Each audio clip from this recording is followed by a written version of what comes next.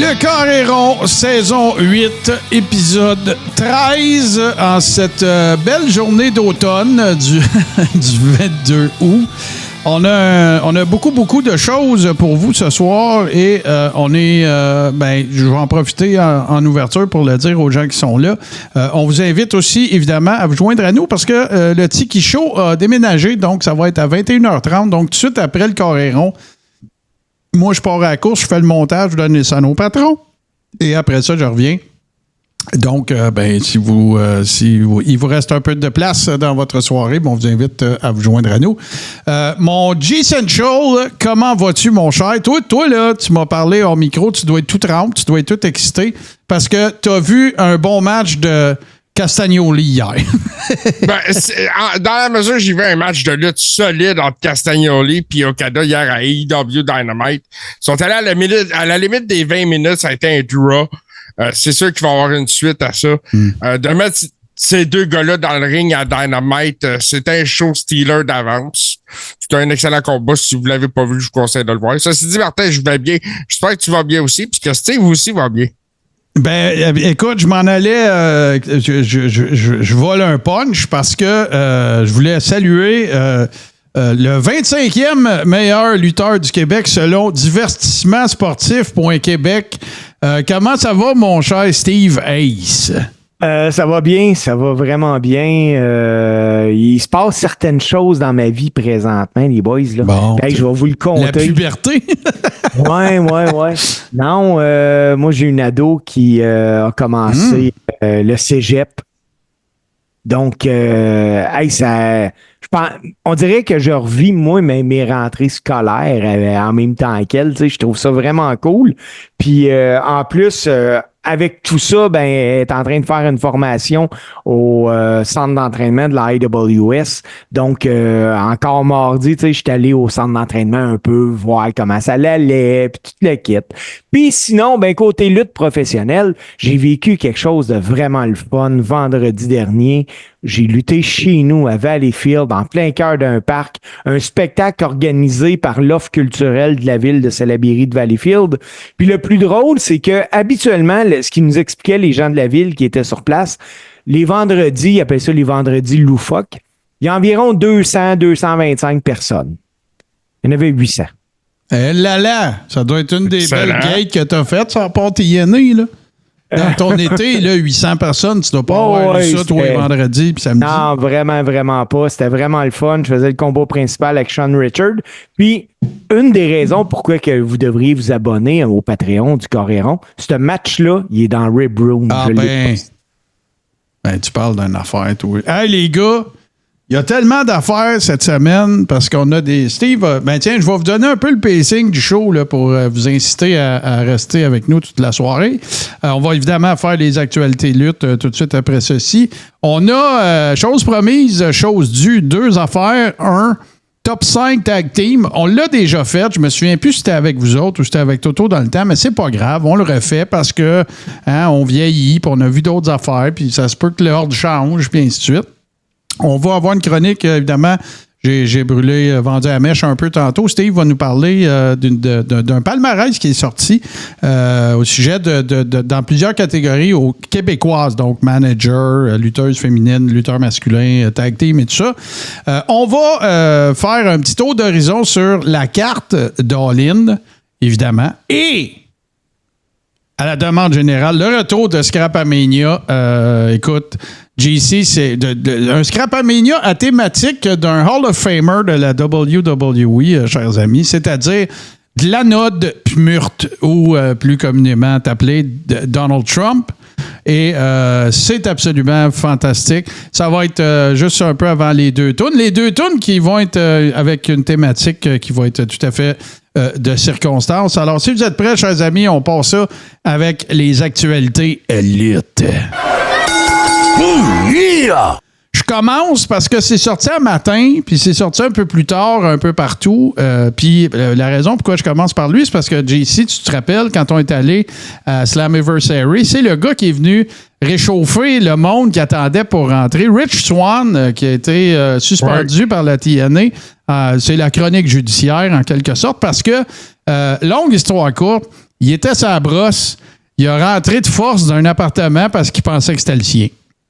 Puis là, le kid qui était là, il a appelé son père. Son père est venu y aider, puis il a dit « Sac ton camp, j'ai un gun. » C'est pas mal tout. C'est comment qu'il m'en va. Ouais, c'est ça. Fait que puis on sait que malheureusement, et sans porter de jugement, je suis pas dans les stépines de Rich Swann, mais c'est pas la première fois qu'il est aux prises avec ce genre de problème-là.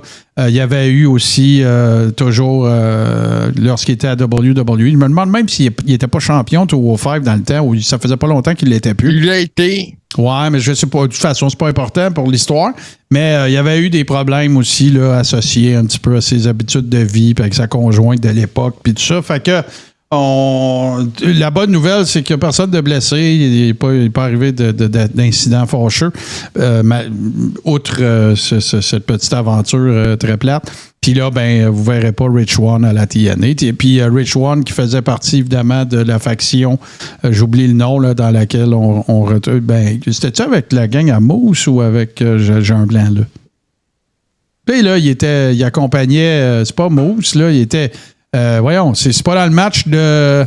C'est pas dans le match de. Voyons, c'est pas je veux le dire, de Speedball, Mike Bailey, qui était genre manager. Il y avait eu un match avant que le gars-là commence. Non, je me souviens pas de ça.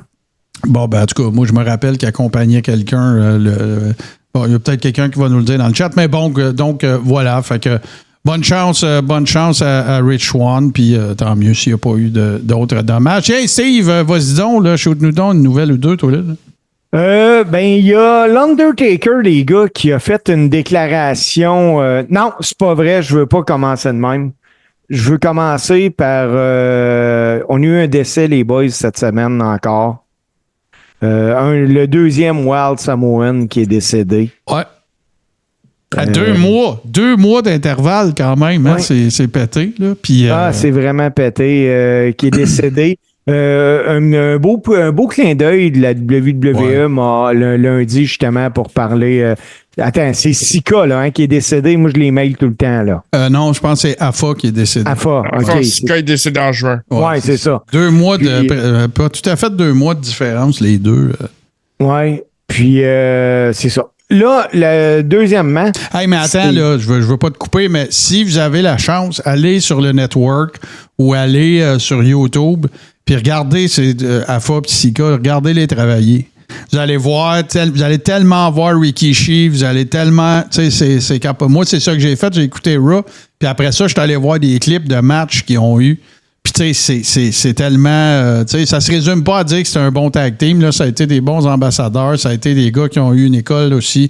C'est eux autres qui ont entraîné Yokozuna. C'est eux autres qui ont entraîné Rikishi, Samu. Tu sais, un paquet de... peut-être moins Samu, là, mais à partir de Rikishi, mettons, puis après, là, tu sais, même les jeunes, les Usos, tout le monde est pas... Umaga, ils sont tous passés par là. Fait que, oui, effectivement. Puis, c'est ça, vieillir, hein, c'est de voir nos idoles partir aussi. Voilà. Ouais. Et là, où je voulais aller, c'est qu'en entrevue cette semaine, Mark Calloway, l'ancien Undertaker, a fait une déclaration qui j'espère, va se réaliser parce que je trouve ça vraiment cool. Il a dit de garder l'œil sur Ludwig Kaiser. Parce qu'il dit que Ludwig Kaiser a tout ce qu'il faut pour devenir le heel de la WWE. Il dit qu'il y a le petit truc là, qui rend facile à détester, là, Kaiser. Puis il dit qu'il a partagé les vestiaires avec lui. Et s'il y a quelqu'un qui écoute, qui prend les conseils, c'est bien Ludwig Kaiser. Fait que j'ai hâte de voir, parce qu'il dit que Gunter, oui, s'est développé plus rapidement, mais que Ludwig Kaiser, on pourrait voir des choses encore plus belles de lui. Sais-tu, c'est qui l'autre qui a dit exactement la même affaire? C'est Dutch Mantel. OK. Dirty Dutch, il a dit la même affaire. Genre, l'année passée, il a dit, si vous voulez faire de quoi là, avec ces gars-là, là, Giovanni, là, sacrez-moi ça de wow. Puis Ludwig Kaiser, au pire, trouvez-en un autre, mais il a dit Ludwig Kaiser, le hit factor, là, il l'a. Puis c'est vrai, tu adores la haïr ou tu détestes l'aimer. Il y a cette espèce de face-là, fait cette dent. Là. Ouais, tout à fait. Il l'a vraiment, l'enfer. Puis là, lui puis Gunther, c'est juste parfait. Deux d'autres de même, c'est juste parfait. Tu Tu sais, la cinquième roue qui était Giovanni, ou la troisième, là, mais ça a l'air qu'il est proche d'un retour, par exemple, Giovanni. Je sais pas. Ah, ouais, hein? Ouais. Est-ce qu'on va avoir un retour, justement, pour que Kaiser... s'en aille sur son bord? Je sais pas.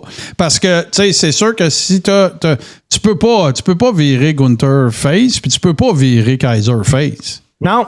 Fait que, tu sais, si tu ramènes Giovanni, ben, il va-tu feuder avec Kaiser? Moi, je pense que si un jour, un ou l'autre vire face, ça va être la foule qui va les avoir viré face. Probable. Ben, mais de toute façon, tu sais, je les vois pas ramener Giovanni avec Imperium à 3. Je les vois pas. Moi, je continue de... Moi, je voyais tellement Finn Balor dans cette faction-là. C'est un Européen. Tu sais, il parle pas allemand, là, mais tu sais, je veux dire, il aurait fité, tu sais, les bras en arrière du dos, puis tout, je sais pas, je le voyais. Moi, je voyais Nigel McGuinness. Ouais, mais là, il était à AEW. Ouais. Même pas. Puis il lutte plus, anyway. T'as pas question. Ah, mais tu veux dire pour manager, mettons. Oui. Ouais, mais Gunther, c'est parce que si t'enlèves le mic à Gunther, ça s'améliorera jamais. Puis il est pas. Il y a de la place là, à s'améliorer, mais. Kaiser, il est bon, Mike. Kaiser, il est bon. Hey, parlant de rumeurs, justement, tantôt, on va visiter la carte d'All-In, là. Mais parlons-en, là, parce qu'on va faire le tour, là. Fait que là, les rumeurs qui circulent, c'est Shane McMahon, c'est Bobby Lashley, Ricochet, ça a l'air que le contrat est signé. Retour potentiel de Jon Moxley, retour potentiel de Jay White. Jay White, Jon Moxley, c'est moins des surprises, parce que ça serait des retours de blessures. Là. Mais on y va un à la fois. Comment, Steve? Shane puis Ricochet. Oui. Shane Ricochet, ça peut être que des gros atouts. Puis excuse-moi. Il paraîtrait aussi que Bobby Lashley puis Shelton Benjamin auraient réservé un nom il aurait pris le copyright d'un nom, Hurt quelque chose, le Hurt Empire, je me souviens plus quoi, là. Oui. Mais pour reprendre Hurt Business, que j'ai jamais compris pourquoi il avait arrêté. Moi, là, attends un peu, c'est pas vrai. Excuse-moi, là, je veux dire les vraies affaires. C'est Bobby Lashley puis MVP. Excuse-moi.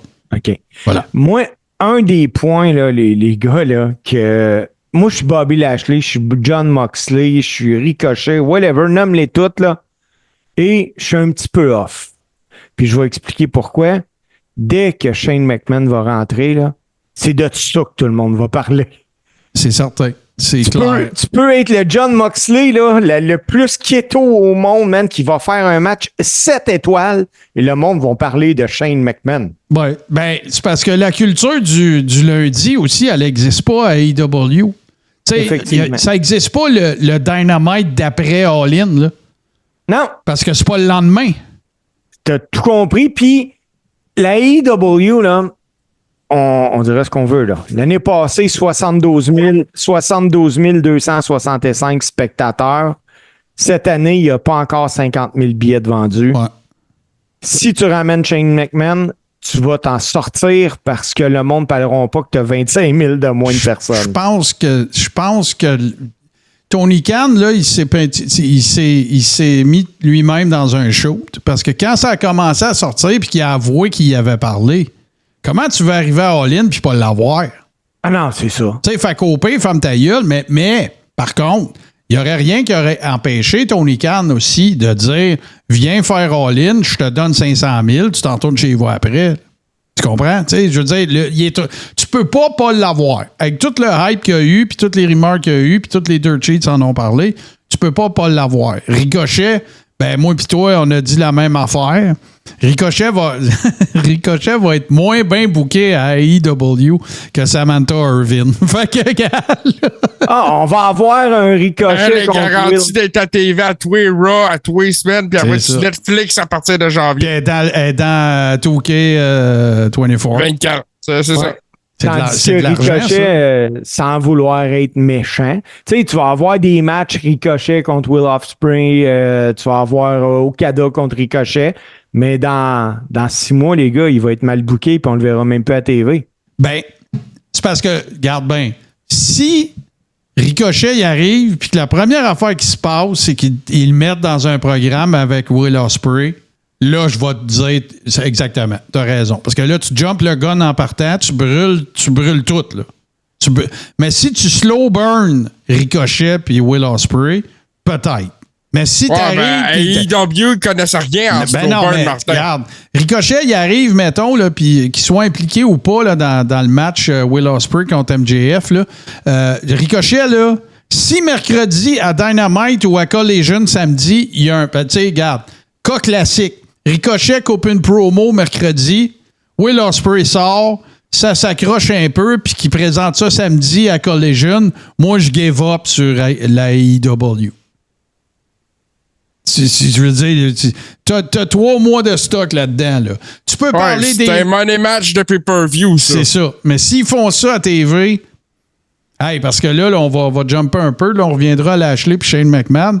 Là, les rumeurs voudraient que le deal que la AEW s'apprête à signer avec Warner Brothers, c'est le double de ce qu'ils ont eu avant. Puis ce qu'ils ont eu avant, c'est 175 millions. Hey, mais comment tu fais, Tony Khan? C'est qui? Ben, moi, je pense que le monde de Warner Brothers là, qui décide de combien ils vont y donner, ils n'ont pas de TV chez eux. Ben... Il y a quoi? Tu sais, puis je veux pas, je leur dis, je le dis à toutes les fois, je bâche pas les workers, là, c'est pas les workers qui se bookent, là, à part quelques-uns, là, Jericho, puis...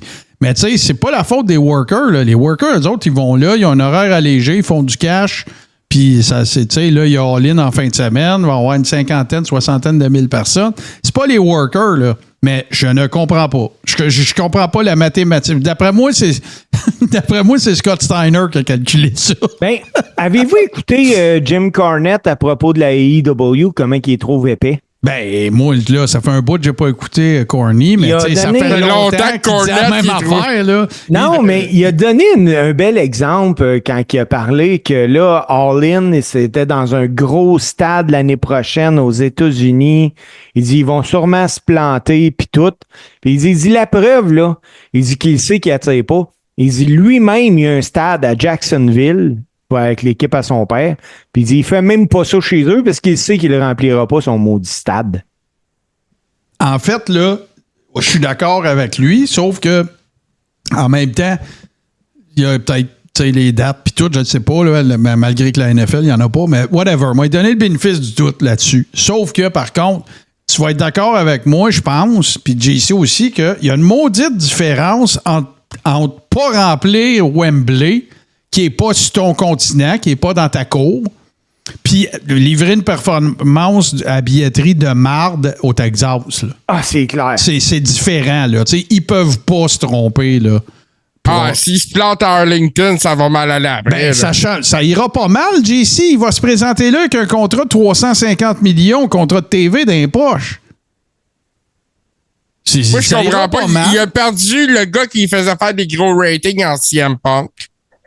Les ratings depuis que Punk est parti, c'est une drop. Oui. Là, ils ont de la misère à faire 800 000. Je l'ai parlé la semaine passée, on parlait de Shane McMahon. Moi, je pense que la dernière chose qu'ils ont besoin, c'est un cinquantenaire washed up qui est habitué d'aller en business pour lui-même. Je sais pas ce gars-là. Là. Shane McMahon, c'est juste un coup d'argent.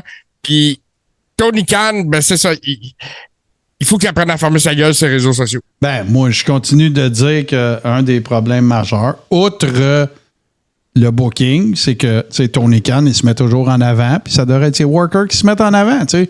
Quand tu vois, est-ce que, tu sais, Triple H, là, comparativement à Tony Khan, on doit le voir 8 fois moins. Ah! Puis c'est un ancien worker, il le montre pas encore pour lui. C'est le Triple H era, là. Ben oui, exactement. Fait qu'on a parlé de Bobby Lashley puis MVP. Ça va être le cas classique, là. Ça va être des rallongeurs de banc, je pense. Puis qu'est-ce que ça va faire? Ça va faire des Keith Lee, puis ça va faire des Miro, puis ça va faire la même affaire, d'après moi. Puis Bobby Lashley, on s'entend qu'il ne reste pas 3 contrats. Là, c'est dernière ou avant-dernière run, d'après moi. Ben, même que, tu sais, ça va-tu être la run de trop? Ben, peut-être. Parce qu'il n'y a pas de problème.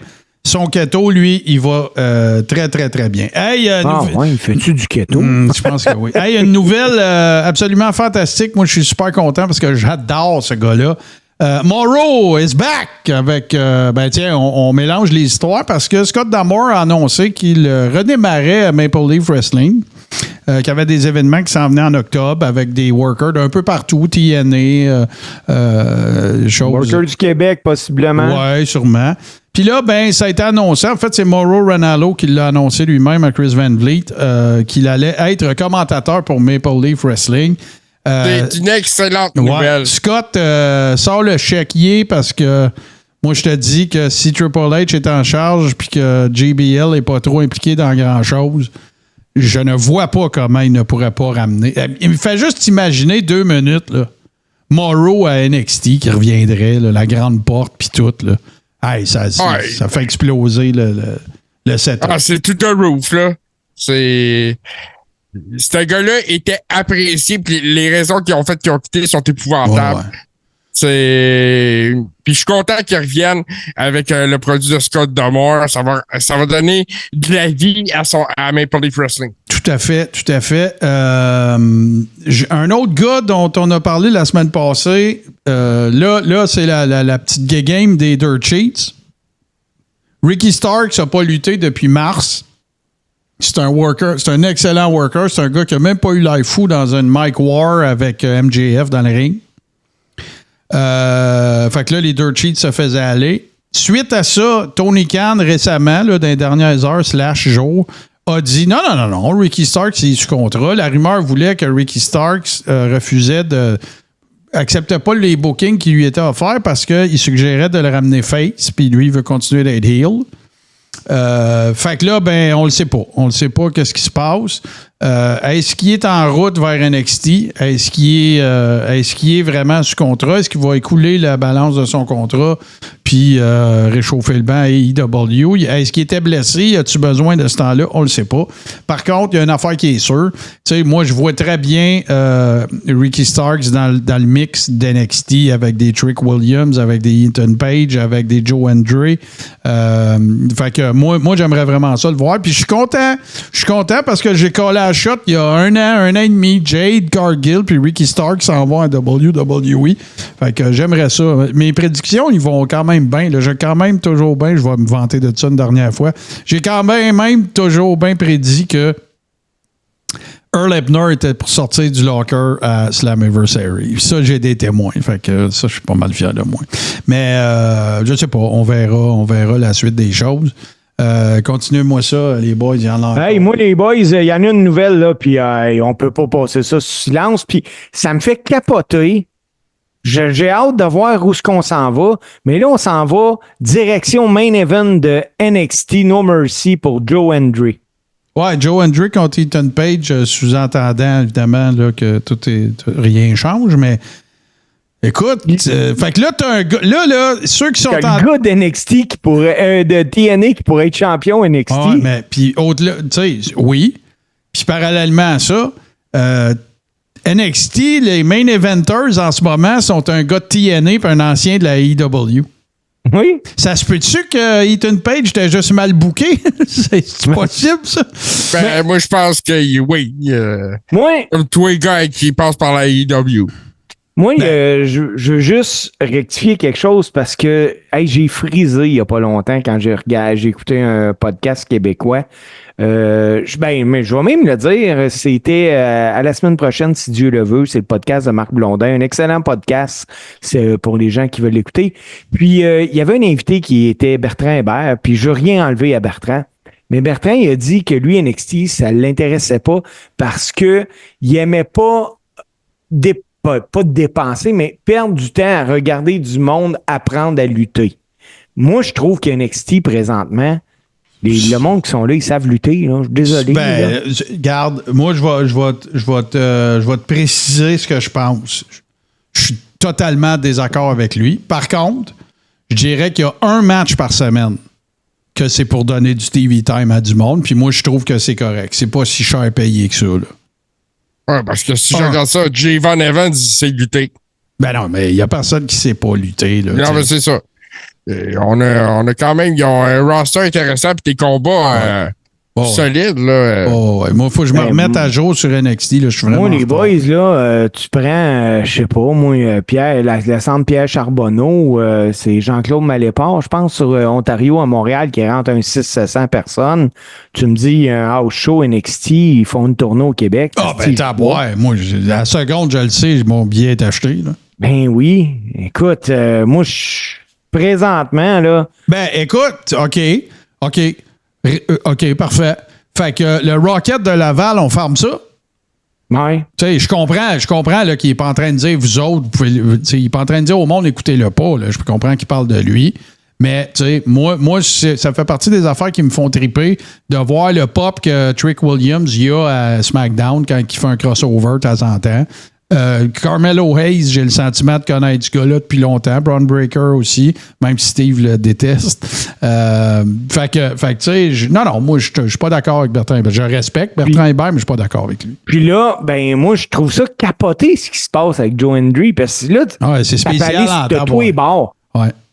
Puis, je me dis, TNA, là, sont gagnants aussi là-dedans, parce qu'ils l'ont Hendry, là, sur le show, aux autres avec, là. Puis Joe Hendry, cette année, je ne sais pas comment ça marche, mais il doit aller avoir une paye NXT et une paye TNA. Ben oui, c'est sûr. Je pense pas qu'il... Ou un genre de deal à la ECW. On va prendre des workers de ton bar de temps en temps, mais en échange, on va te donner du cash à toi. Puis là, tu décideras ce que tu fais avec. Mais si c'est un truck à changer, si c'est un ring truck tu comprends? Parce que je me questionnais, pourquoi... Bon, évidemment, là, il y a le mais tu sais, pourquoi la WWE travaille avec eux? Pas avec Major League, pas avec Pro Wrestling Guerrilla, pas avec l'autre Game Changer. Pourquoi c'est avec eux autres? Mais regarde, eux autres, ils ont décidé de collaborer avec la tu sais, c'est une façon de savoir qu'est-ce qu'ils vont faire aussi, là. Ah ben oui. Tu comprends-tu? Parce que AEW, c'est clair qu'il y a une collaboration. Tu sais, c'est comme quand PCO est venu la dernière fois. Ça va-tu exister vraiment un Night of Champions, un vrai à un moment donné? Tu sais, évidemment, PCO va te dire qu'il aimerait ça. Là, ça serait malade. Là. Que t'aies Swerve Strickland contre Gunther. Puis chacun sont de leur fait à eux autres. Puis tout, ça serait débile. Là, comme le mondial de football / soccer. Mais... Tu sais, fait que en collaborant avec TNA, c'est comment qu'on va l'appeler? On va l'appeler le troisième joueur. Ben, tu sais, c'est une façon aussi de savoir qu'est-ce qui se passe, puis tu sais, de savoir l'oreille au sol, si on veut, là, tu sais, puis ça coûte des... Tu sais, je veux dire, ça paraît même pas dans le grand livre de la I, là, qu'est-ce qu'ils font avec eux autres, là. Fait que, tu sais, t'es aussi bien de travailler avec la up and coming qu'avec ton compétiteur. Puis je pense que stratégiquement, c'est juste ça le move. Puis là, ben, tout le monde gagne parce que Joe Hendry est over as fuck partout.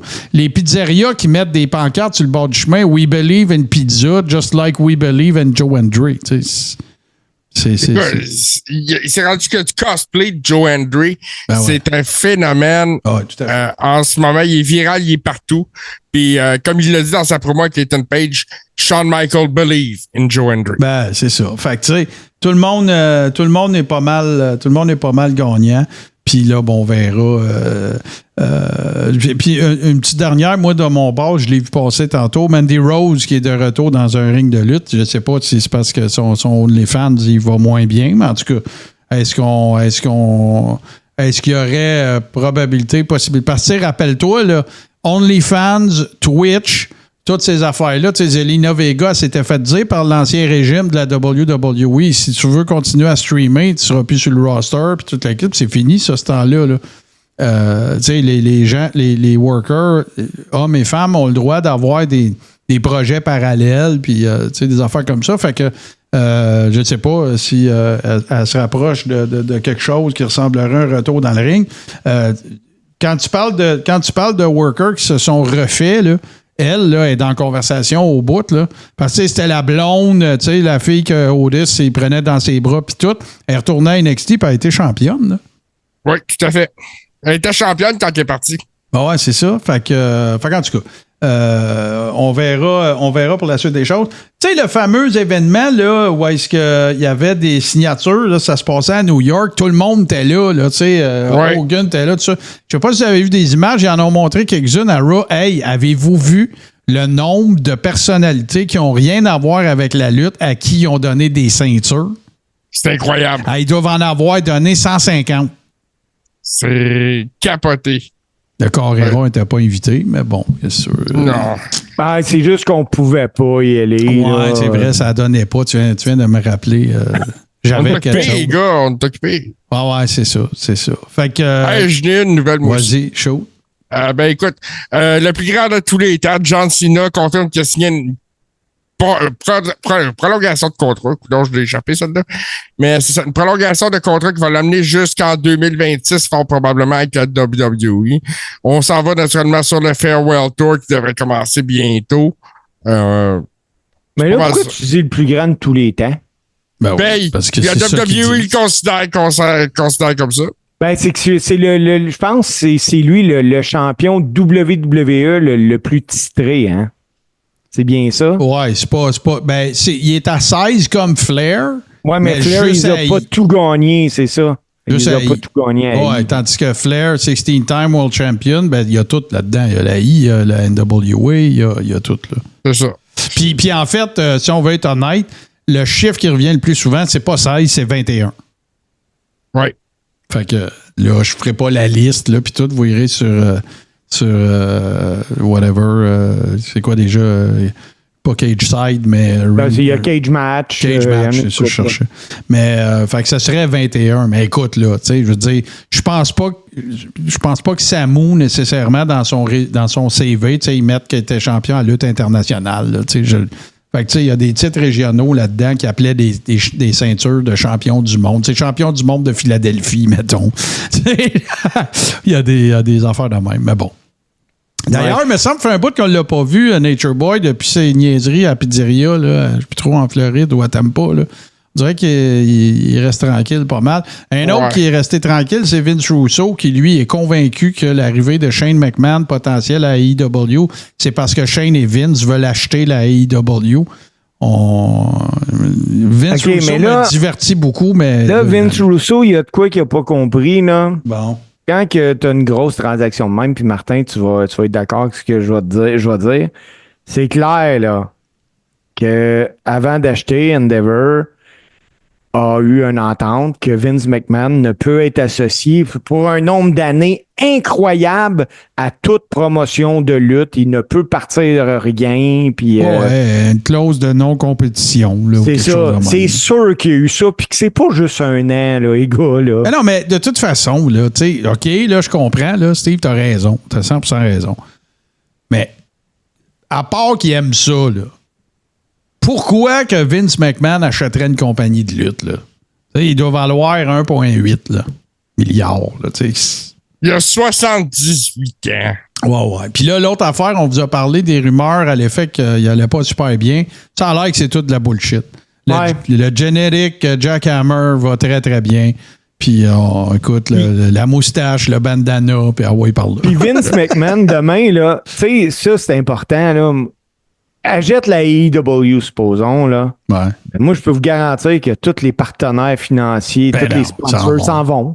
Mais non, puis de toute façon, pourquoi qu'un milliardaire achèterait quelque chose d'un autre milliardaire? Tu sais, ça change. Tu sais, Tony Khan va vendre ça combien, là?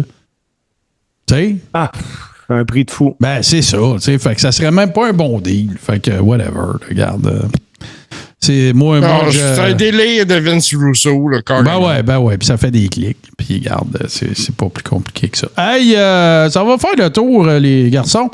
Petite pause, puis on revient avec la chronique de Steve cette semaine. Ça va en être toute une, ça a l'air. Le Tiki Show déménage. Maintenant présenté le jeudi à 21h30.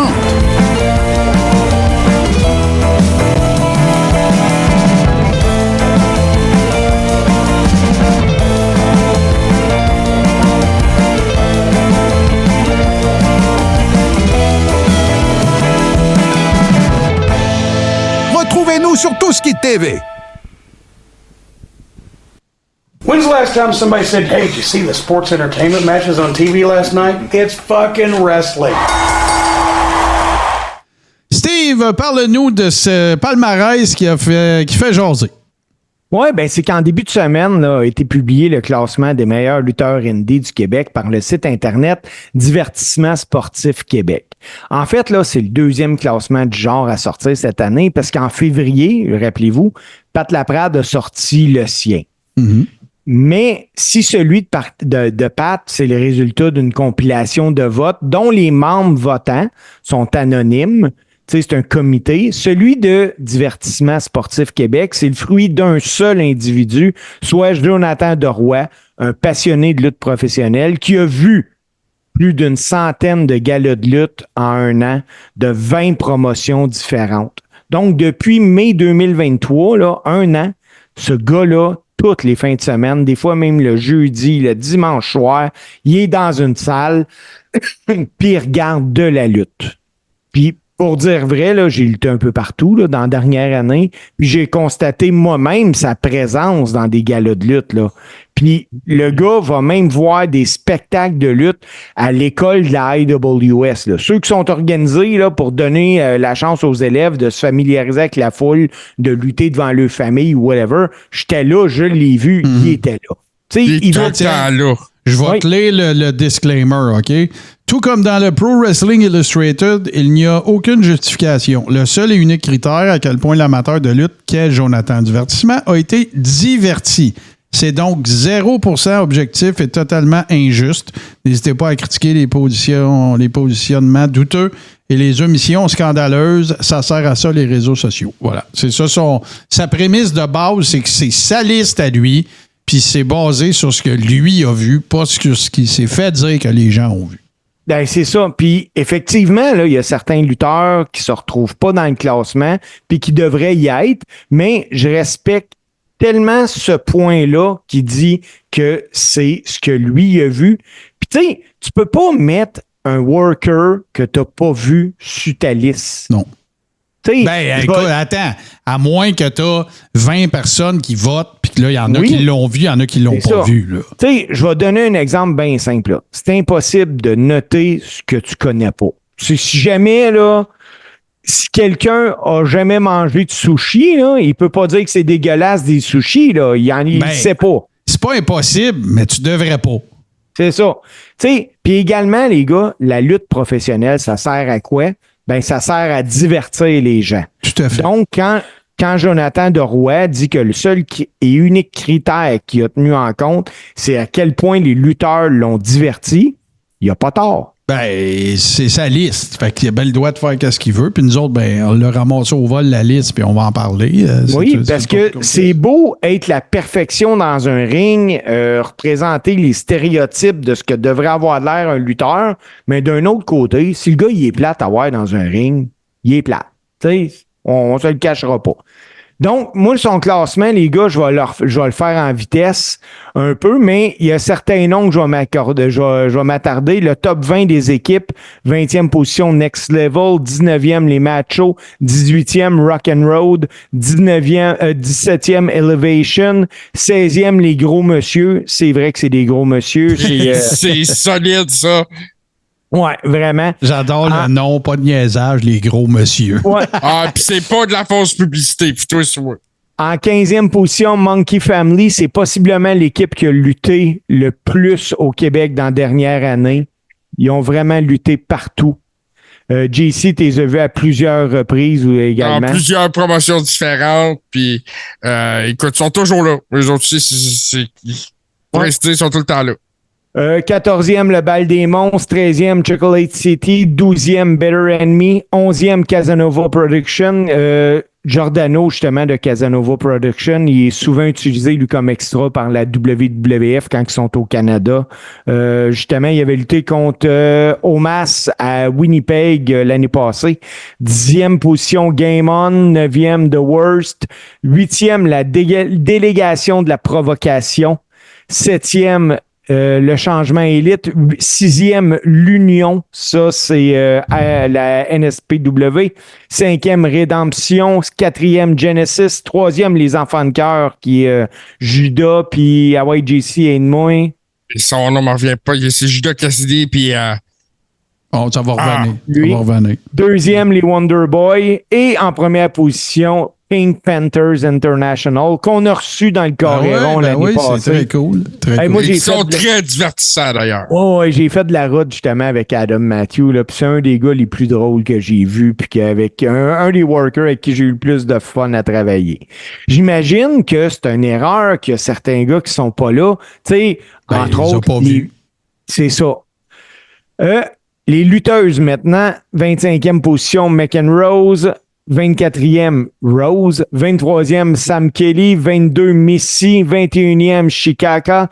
20e, Sweet Cherry. 19e, Avi Rocks. 19e, Danny Léo. Retenez ce nom-là, Danny Léo, je vous le dis. Oh oui. Elle est vraiment bonne. 17e, Alicia P. Monroe. 16e, Mélanie Havoc. 15e, Malie Rose. 14e, Katrina Creed. 13e de la NSPW, Lou O'Farrell. 12e, Alexia. 11e, Azael. 10e, Vlada.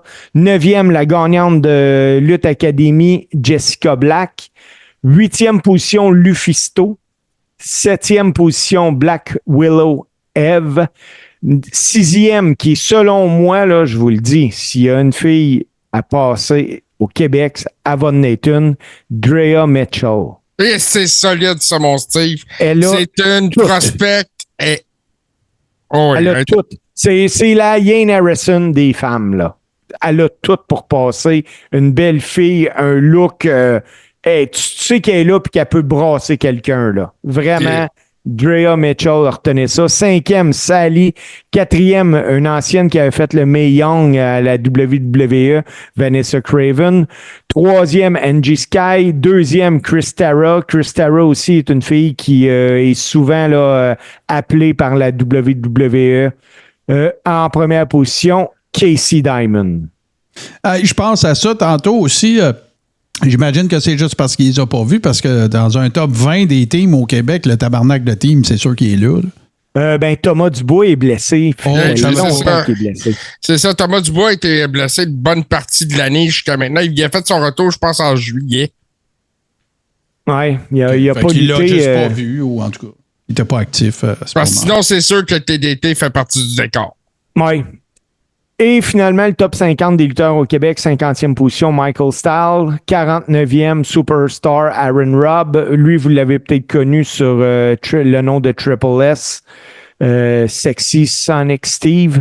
48e, Frank O'Neill, un gars qui va finir son année 2024 avec facilement 75 combats de fait.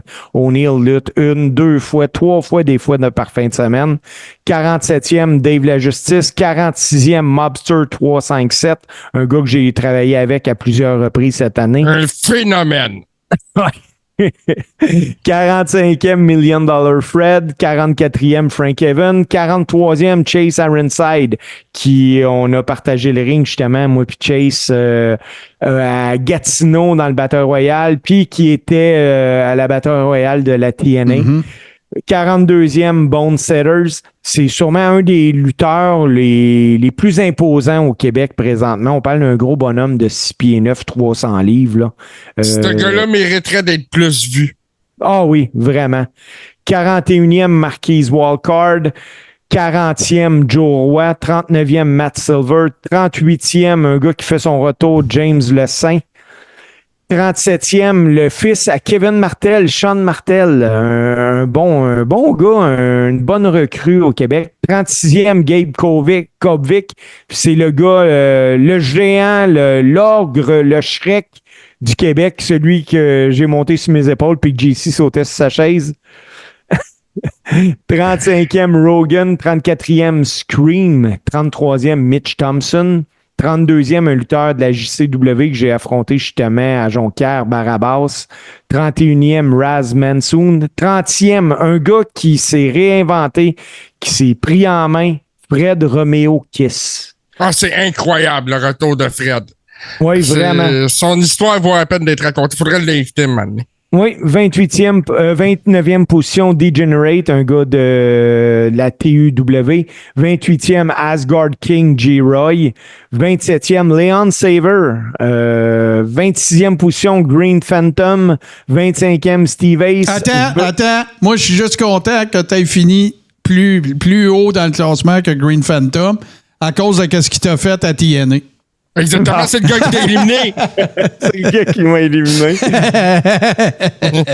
24e position, Ice. 23e, Ian Harrison. 22, Billy Stone. 21, Sexy Eddie. 20e, Kevin Gray. Attends une minute, faut que je le raconte encore à TNA. Sexy Eddie, il se promène, il est sur le parterre. Puis t'entends des chants dans la salle. Sexy Eddie, sexy. On les entend dans le pay-per-view. Ah ouais, c'est vraiment cool. Et moi, je peux vous garantir, j'ai rejasé avec Eddie, il est reparti de là magané, boys, là, parce que tout le monde y payait des verres. Non, il avait l'air d'avoir du fun. Il avait eu une grosse soirée à AEW aussi. Au moins, il s'est pas ramassé dans l'appartement d'un autre gars. Non, c'est ça. 20e, Kevin Gray. 19e, Mathis Mir. 18e, Marco Estrada. Pourquoi Marco Estrada est 18e? Ben, je pense que Jonathan Divertissement a vu Marco lutter une fois dans l'année. Là, 17e, Picton. 16e, Kevin Beru. 15e, Frankie the Mobster. 14e, Jason Petitclerc. 13e, Max Lemire. 12e, Alex Silva. Alex Silva, Martin, là, juste pour faire un petit historique de ce gars-là. C'est un lutteur de deuxième génération. C'est le fils de Tommy Rose. Puis Alex Silva, à l'époque que TNA organisait des concours puis qu'on pouvait obtenir des contrats, il avait obtenu un contrat avec la TNA, un contrat d'1 an qui n'avait pas été renouvelé après. Mais ce gars-là peut dire qu'il a eu un contrat. Il était sous contrat, ben oui. Oui, il était sous contrat avec TNA. 11e position, Michel Plante. Et là, on tombe dans le top 10. Frank Milano, 10e position. Shawn Manson en 9e position. Benjamin Toll, 8e. 7e, Brad Alexis. 6e, Travis Toxic. 5e, El Chateau. 4e, une moitié de Tabarnak de Team, Mathieu Saint-Jacques. 3e, Carl Jepson, qui est le champion de la IWS. 2e, Kevin Gray. Jason Gray. Ouais. Et le premier lutteur de la liste, Jérémy Prophète. Quand j'ai regardé le classement, j'ai réalisé, j'ai lutté avec 17 des 49 autres lutteurs au classement dans la dernière année. Puis je prends le top 3 du classement, j'ai lutté avec les 3. Tu sais, oui, il y a des gars comme Kevin Blanchard qui devraient être là, mais comme l'explique Jonathan, c'est les gars qu'il a vus. Moi, où ce que je veux vraiment... Ben, il y en a un... excuse, là, je veux le dire avant, là, parce que c'est comme un peu l'éléphant, mais Zach Patterson aussi, il n'est pas là, mais on va rappeler à Boston Pat que la liste est faite par quelqu'un qui s'est basé sur les workers qu'il a vus. Fait que si Zach Patterson n'est pas là, c'est peut-être juste parce qu'il ne l'a pas vu, là. Oui, bien, en partant, c'est que Zach il lutte à Québec ou à Battle War, c'est tout, là. C'est ça. Puis oui, le gars, il est de Montréal. Le gars, ouais, il est de Montréal, il habite à Beauharnois. Oh. Mais tout ça pour dire que... Oui, mais attends un peu. Là. Ben oui, mais Pat, Boston Pat, c'est sûr que si t'es à Québec, t'as vu les lutteurs de Québec plus souvent, c'est sûr. Là. C'est sûr, tu feras ton top 50 au pire. Ben, c'est ça, Boston Pat, parce que c'est basé sur ses goûts personnels. Ben oui, c'est ça. C'est... Alors, il le sait, c'est juste parce qu'il aime ça, faire du trouble. Là. C'est correct. Non, regarde, Mickey Thunder n'a pas fait la liste. Mais non, Mickey Thunder n'a pas fait la liste. Mais où ce que je veux vraiment arriver avec un point, là, le gars, il en a vu des shows de lutte, là. Il en a vu. Puis il n'est pas obligé parce qu'il sait qu'il se fait lancer des roches quand il fait ce classement-là. Oui, c'est clair. Il dit lui-même, écrivez-moi pour me le dire quand, pourquoi vous pensez que je suis dans le champ. Ou à oui, mais c'est ça. Il a clairement dit c'est quoi qui motive ses choix. Il faut que je t'aille vu. C'est ça. Puis tu sais, rendu là, quand tu fais un classement personnel pour un site web... Qui est tatoué, qui est ton site. Qui est tatoué, il faut que tu l'aies vu, là, le gars. Là, parce que tu peux pas dire, je vais mettre lui, ça a l'air qu'il est bon. C'est pas de même, ça marche. Non, c'est ça. Puis, oui, on peut le critiquer. Oui, on critique celui de Pat à l'occasion. Quoi que ce soit, mais si quelqu'un m'écoute, là, puis qui veut critiquer, critique, mais envoie-moi ta liste des 50. Ben regarde, moi, m'a tout remballé ça là, avec un beau petit chou sur le dessus. Sais-tu pourquoi c'est cool, les listes de même, que tu sois d'accord ou pas, ou que la personne soit de Montréal, qu'il y ait moins de workers de Québec, puis tout, c'est normal. Mais qu'est-ce qui est le fun, c'est que si tu prends connaissance de cette liste-là, puis tu écoutes le Coréron, le show de Marc Blondin, le show de Pat Laprade, tu écoutes les autres shows puis qui parlent de lutte indie, ben tu vas peut-être te rappeler qu'on a parlé de ce worker-là aujourd'hui, puis tu vas peut-être dire « Ah oui, Steve, il avait dit que ce gars-là il avait eu un contrat à TNA, mettons, à un moment donné, way back when. » Puis là, ben je vais sortir 15$ de mes poches puis je vais aller le voir, le gars-là. C'est rien que ça, l'objectif. Puis à la fin, c'est pas Jonathan Divertissement qui gagne, c'est pas Pat Laprade qui gagne, c'est la lutte qui gagne. Voilà. Exactement. Fait que c'est ça, les boys. On avait un classement cette semaine, puis là, j'ai hâte qu'on ait l'autre classement, puis j'ai encore plus hâte qu'on ait Scrap à Mania. Ouais, mais c'est pas là, c'est pas tout de suite. C'est pas tout de suite parce que faut qu'on fasse. On va juste pour exciter le monde un petit peu, puis à les inciter à le regarder en fin de semaine, on va juste faire une très courte pause, puis on va descendre. Ben tiens, on va le faire tout de suite. Tiens, on va mettre juste. Tiens, on le fait tout de suite après ceci.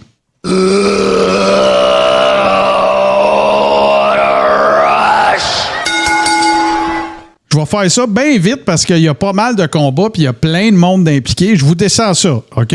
Chris Statlander, Stokey Hathaway contre Willow Nightingale puis Tomohiro Ishii. Chris Statlander, pardon, qui est heel maintenant. Celui-là, ça va être pas mal intéressant. Timeless Tony Storm contre sa protégée ou ex-protégée Glamour Mariamé.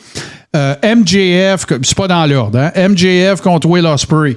Encore une fois, un autre candidat. C'est pour le championnat américain de la AEW. Le match de Timeless Tony Storm contre Mariah May, c'est pour le championnat féminin. Jack Perry contre Darby Allin dans un coffin match pour le championnat TNT. Vous pouvez gager qu'il va faire le coffin drop sur le cercueil encore une fois, puis que vous allez cringer, puis vous allez faire Mercedes Moné avec la écoute, j'étais sûr qu'elle s'en irait à WWE. Camille contre Britt Baker et la chicane MJF qui était supposément pas une chicane.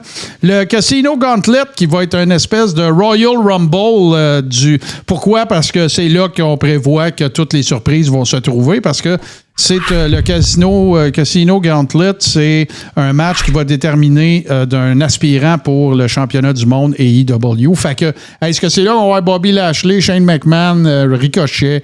C'est là qu'on va voir Ricochet gagner, puis en finale, tu vas voir MJF perdre et on va avoir le nouveau champion qui va être Will Ospreay. Puis on va aller avec un match Will Ospreay contre Ricochet. Bon. Ils vont nous le servir sans nous le vendre. Vous l'aurez entendu dans le Coréron, mesdames et messieurs. Chris Jericho avec Big Bill contre Hook. Puis là, ben, les shit shows, ça, c'est pour le FTW Championship. Et là, moi, le storyline de Jericho avec Hook, là, je peux pas croire que c'est pas fini encore. Ben, écoute, me semble que ça a commencé, c'était dans le temps de la Attitude Era, je niaise. Premier shit show, championnat par équipe, les Young Bucks contre FTR contre The Acclaimed. Me semble que j'ai vu ce match-là 78 fois, mais bon, regarde, ce sont trois bonnes équipes, là, même si j'aime un peu tanné des Young Bucks, là, mais... C'est leurs trois meilleures équipes en ce moment. C'est ça, exactement. Oh, oui. Bon, écoute, là... Le London Ladder Match. Ouais, four-way London Ladder Match pour le championnat trio, hein, c'est ça. De Patriarchy contre... Bang Bang Gang, c'est Juice Robinson, puis Austin Gunn et Colton Gunn, contre House of Black, Malachi Black, Brody King, Buddy Matthews, et PAC et Blackpool Combat Club, donc le favori de notre GC. Claudio Castagnoli et Wheeler Yuta. Ça va être un autre, écoute, je prédis qu'après 4 minutes, ça va blader à la grandeur du ring. Et là, t'as aussi là-dedans Christian Cage, Nick Wayne, puis Kill Switch. Ouais. Ouais, ben, je les ai pas nommés parce que j'en ai déduit que tout le monde savait c'était qui, Patriarchy, parce que c'est pas mal le trio, en tout cas un des plus connus. Et évidemment, le title versus career match pour la ceinture de la AEW. Swerve Strickland contre Bryan Danielson. Lequel de ces... On fera pas chaque carte des prédictions puis tout, on n'a pas le temps, mais tiens, je commence avec toi, JC. C'est quoi le ou les quelques matchs que tu attends avec impatience? Strickland contre Danielson, je veux voir ça. Je pense que ça va être le couronnement de Bryan Danielson comme champion à la AEW. Il est temps, ça renachève. Je suis quand même curieux de voir MJF contre Will Ospreay.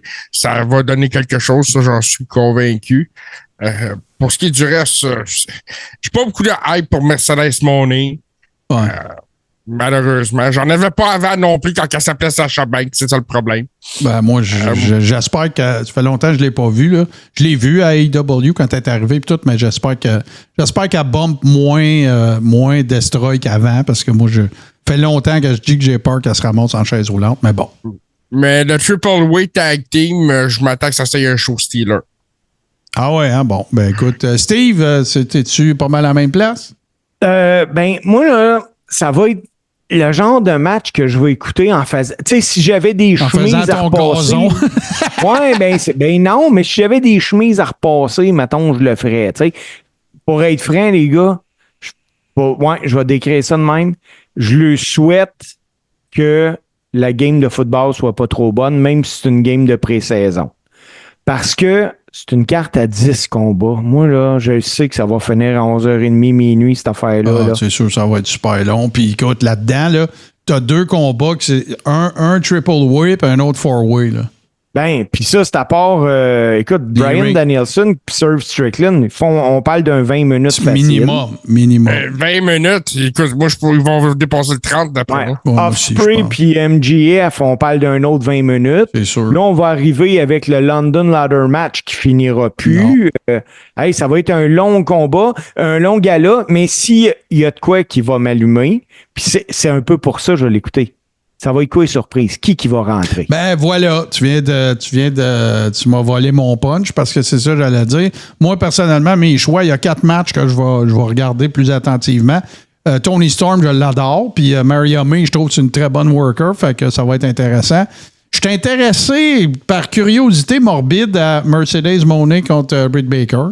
C'est 2 filles qui ont à peu près le même format. Moi, je m'attends que ça va faire tout un match. Là. Sasha Banks cette année là, de se faire parler de son match avec Bayley. Là. Elle est écœurée de ça, là, de son match à NXT. Là, elle est tannée. Là. Moi, je pense qu'elle veut en faire un autre. Évidemment, comment ne pas m'intéresser à MJF contre Will Ospreay, Swerve contre Bryan Danielson aussi. Les gimmick matchs, ça m'intéresse pas.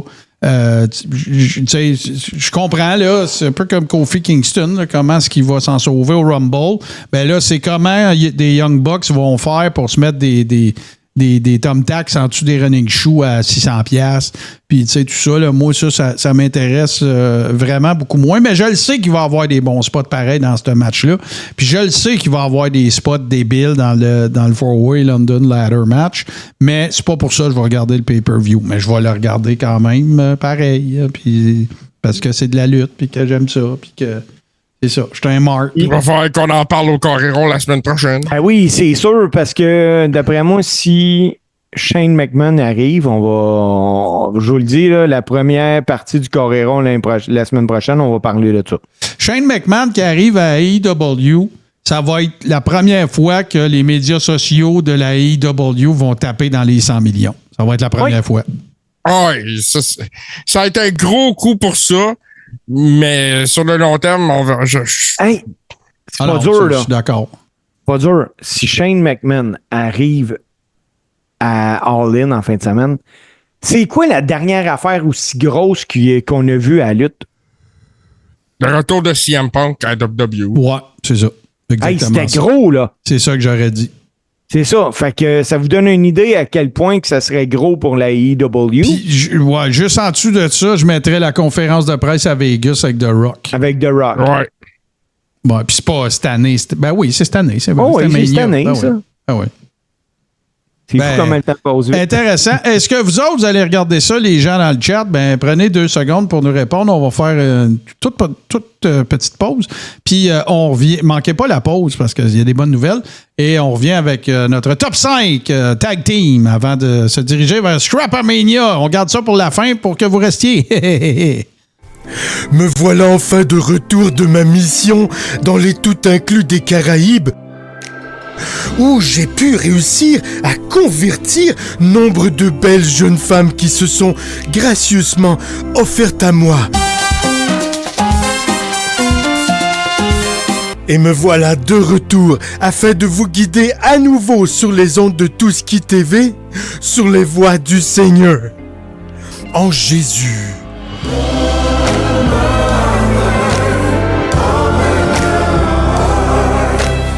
And what you gonna do when Hulkamania run wild on you?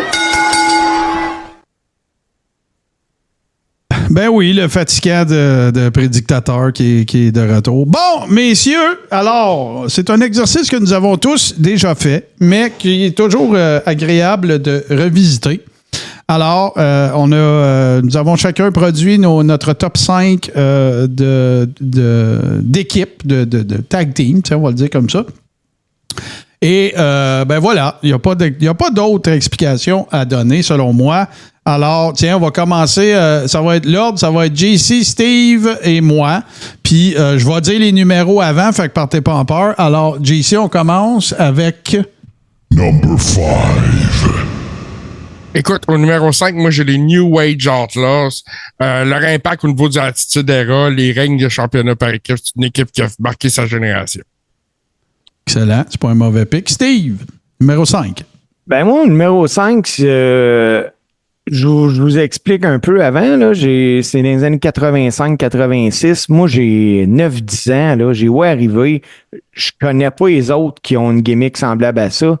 Donc, Demolition. Ah, c'est un excellent choix. Excellent choix. Moi, je peux pas faire un top 5 avec une possibilité qu'il y ait Bret Hart dedans puis qu'il soit pas là.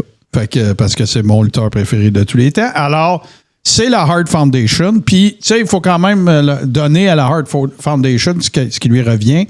C'était toujours l'équipe qu'on mettait avec les autres équipes pour bien les faire paraître. Puis, ils ont été champions, il me semble que c'est 2 ou 3 fois. Puis, Je pense que c'est 2 fois. 2 fois, je pense, c'est ça. Fait que moi, c'est la Hart Foundation, assurément, parce qu'il faut que Bret Hart soit dans toutes mes top 5 s'il y a la possibilité de l'être. C'est une belle tradition, ça. On retourne à JC. Number 4. Au numéro 4, j'ai les Dudley Boys parce que il semblerait que ce soit l'équipe la plus décorée de tous les temps. Puis je pense que leur histoire parle d'elle-même. Les Dudley Boys. Excellent choix. Steve, numéro 4. Moi, mon numéro 4, là, c'est parce que j'ai trouvé cool. Moi, j'ai voyé, là, j'ai trouvé drôle, j'ai trouvé cool. Je trouvais qu'il y avait de l'air gentil, même s'il trichait. Puis je parle des Fabulous Freebirds. Oh. Excellent, parce que moi, c'est mon numéro 4 aussi, mais pas pour les mêmes raisons que toi. C'est qu'à l'époque où ils étaient dans leur top, au top de leur run, les Fabulous Freebirds, c'était l'équipe que les territoires s'arrachaient pour faire du cash. Fait que, ils ont été à Dallas, ils ont eu une feud avec les Von Erich, ils ont été à Mid-South, ils ont eu une feud avec Junkyard Dog, qui était le top guy.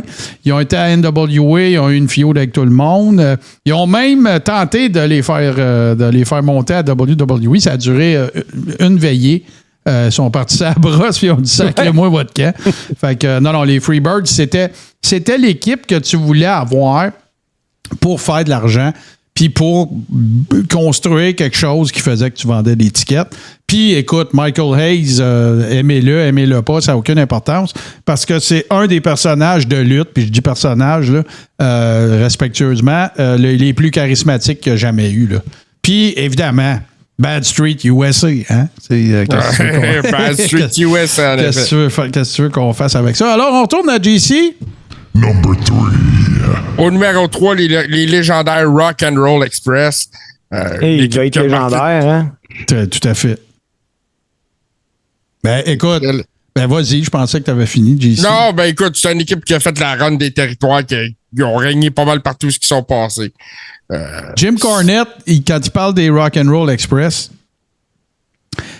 il dit que c'est l'équipe qui a vu faire perdre connaissance au plus de filles qu'il a jamais vues. J'ai déjà entendu ça. Ricky Morton, Robert Gibson, c'est comme... Puis écoute, il n'y avait rien de spécial. Là. Gibson, c'est le dude avec le chest plein de poils. Ricky Morton, Ouais. Ricky Morton, c'est un des meilleurs sellers de l'histoire de la lutte. OK? Cornette raconte là, que Ricky Morton, là, avant qu'il donne la hot tag à Gibson, là, il était en dessous du 3e câble en train de se faire une prise de jambe ou whatever par Arn Pitoli, mettons. Puis il regardait le monde dans la salle puis il leur faisait des faces de même. Help me! Puis que le monde capotait. Tu es en train de faire mal à Ricky Morton. Tu peux pas faire ça. Puis Ricky Morton, c'est un petit bonhomme. Là. Il doit pas être bien plus gros que moi. Là. Je te parle en termes de poids puis de grandeur. Là. C'est pas un 6 pieds, là, Ricky Morton. Puis tu sais, il était tellement bon worker que Ric Flair, il a même déjà donné un championnat du monde juste pour qu'il puisse montrer au monde comment il était bon. Fait que c'est un excellent pick, mon cher JC. Steve, numéro 3. Ben moi, les gars, j'ai commencé à suivre la lutte. J'avais peut-être 3-4 ans. Fait que c'était mes héros, là. Moi, là, c'était mes Maurice Richard de mon époque, mais moi, c'était des lutteurs. Fait que Raymond et Jacques Rougeau. Ah, ben c'est bien sûr. Il n'y a pas Quand ils sont arrivés à raison. Quand ils sont arrivés à WWE, là, ils ont révolutionné un peu la lutte en équipe parce que tous les moves qu'ils faisaient, eux autres, c'était à 2. Tout le temps. Ben, il y en avait très peu. Il y avait le mule kick à Raymond, puis les espèces de kata, là. Puis Jacques, c'était le drop kick. Sinon, le reste, c'était du punch and kick, là. Oui. Mais tout le reste est en équipe. C'est un excellent choix, tout à fait. Oui, tout à fait. Moi, mon numéro 3, ben, c'est super facile. Puis là, de 3 à 1, ça pourrait être numéro 1. OK? C'est pas... puis moi, c'est les Steiners. Quelle équipe, il y avait le look, la shape, les credentials. Ils ont lutté au collège, du monde que, si tu voulais aller en business pour toi-même dans le ring avec ces deux gars-là, c'est impossible. Il n'y a rien à faire. Ils vont te faire un pretzel avec toi. Ça, c'est s'ils ne tapent pas au duct tape après un poteau. Fait que, puis pas juste ça. C'était des gars qui avaient une shape avec laquelle ils n'auraient pas dû être capables de faire ce qu'ils faisaient. J'ai jamais revu un worker avec la shape de Scott Steiner dans ce temps-là faire. Le seul peut-être qui s'approche serait Brian Cage. Oh oui. Tu sais, des Frankensteiner puis des dropkicks du 3e câble, tout ça. Mais Scott Steiner, ça a été un des premiers. Là. Puis quel tu sais, là, c'est sûr, je veux pas parler de sa carrière solo, mais en équipe, là, tu sais, quel look, là, tu sais, Rick Steiner qui jappe entre les jambes de Scott Steiner, les deux mains sur ses épaules. Le match à Mania 9 contre les Highland Guard. C'est une équipe légendaire, absolument incroyable. Et là, ben, on s'en tourne à JC pour... Number 2. Ça, les boys, c'est probablement mon équipe préférée de tous les temps, là. C'est Owen Hart puis le British Bulldog. Je trouve que ces gars-là avaient une chimie ensemble dans le ring. C'était incroyable ce qu'ils faisaient au milieu des années 90. Ils n'ont pas été assez longtemps, je trouve, pour devenir comme une... Non, ben ils ont été longtemps champions par équipe, cependant. Ouais, tout à fait. Des longs règnes, puis la grosse heat autour de ces gars-là. Steve, numéro 2. Ben, mon numéro 2, un peu comme toi, ça pourrait être les numéros 1, mais c'est numéro 2. Puis non, c'est vrai, ça pourrait pas être le numéro 1 parce que mes numéro 1, c'est trop fort pour être numéro 2. Bon. Fait que Davey Boy Smith, Dynamite Kid, les British Bulldogs, écoute, sont arrivés et puis on a tous tombé en amour avec. On a fait comme wow, man, qu'est-ce que c'est ça, ces gars-là? On n'avait jamais vu ça, des gars en équipe de même. T'sais, c'était pas des géants, mais ils étaient gros. Ah ouais, écoute, puis tu sais, British Bulldog, là, livre pour livre, là, c'est probablement un des gars les plus forts qu'il a jamais eu. Puis keto ou pas keto, là, il l'était tout anyway, fait que ça revient au même. Mais non, je ne peux absolument pas questionner ton choix. Moi, mon numéro 2, puis là, c'est vraiment parce que je suis un puriste et que je suis old school, bord en bord. Ben, c'est Tully puis Tully Blanchard et Art Anderson. C'est l'équipe qui a probablement le plus inspiré, appris au plus d'équipes. Si tu voulais. Puis l'autre affaire, c'est que si tu voulais mettre ton équipe over, tu les mettais d'un programme avec Tully puis Arn, puis tu étais certain que l'équipe, après, si elle l'était déjà, pas déjà, elle serait over après ça. C'est ce qu'ils ont fait dans le temps des Brainbusters avec les Rockers. Fait que c'est juste des scientifiques du ring, des work a body part. Ça se faisait avant, mais eux autres, ils ont transformé ça en une science. Là. Work the leg, work the arm. C'était quelle équipe incroyable. Puis, il ne faut pas avoir peur de le dire. Il n'y aurait probablement pas eu de FTR si ça n'avait pas été de Tully et Arn Anderson. Et là, on s'en va, GC, et là, c'est grave. Là. On s'en va tous avec la même équipe. Number one. Ben, number one, moi, c'est les Road Warriors, Hawk puis Animal. Je me voyais pas faire mon top 5 sans eux autres, puis plus le top avançait, c'était une évidence qu'il fallait qu'ils se terminent dans le top de liste. Là. Bon, ben, c'est excellent pic. Il n'y a personne qui peut t'ostiner là-dessus. Steve? Ben, moi, mon numéro 1, moi, j'ai déjà dit, les gars, qu'on devrait faire un Mont Rushmore, un lutteur, une lutteuse, une équipe. Mm-hmm. Les Road Warriors, parce que tu regardes, puis tu sais que c'est des lutteurs. Puis, hey, quand ils rentrent, là, ils vont casser la gueule à quelqu'un. Iron Man de... Moi, il me faisait peur. Iron Man de Black Sabbath. Puis, il me faisait peur. Moi, je me rappelle de voir les Road Warriors ici à l'Arena Belfield contre King Tonga puis Dino Bravo. Mm-hmm. Puis de voir Animal prendre une chaise, je pense, dans la dernière rangée sur le plancher, là. Puis te tôler ça dans le ring. Puis non, tu te demandes, d'après moi, il aurait pu traverser la glace avec la chaise, là. Ben, moi, c'est pas mon équipe numéro 1. Moi, mon équipe numéro 1, puis je pense que c'est la même qu'au dernier top 5 qu'on avait fait, que j'ai fait, c'est les British Bulldogs. Moi, il y avait un petit, longue histoire courte, il y avait un snack bar qui s'appelait chez Hector à Béarn, le village d'où je viens, au Témiscamingue. Puis lui, il avait une grosse coupole. Puis le samedi, je le sais qu'il y avait de la lutte, puis j'allais chez Hector juste pour voir les British Bulldogs, là. Moi, j'avais pas accès à cette époque-là à la lutte ou à la lutte du samedi matin, ou que ce soit Superstars ou Wrestling Challenge. Il n'y avait aucune manière de me faire décoller de l'écran quand les British Bulldogs étaient à l'écran. J'ai du grand respect pour les Road Warriors. La seule raison pour laquelle ils ne sont pas dans mon top 5, mais sont bien sûr dans mon top 10, c'est parce qu'ils n'étaient pas très bons workers.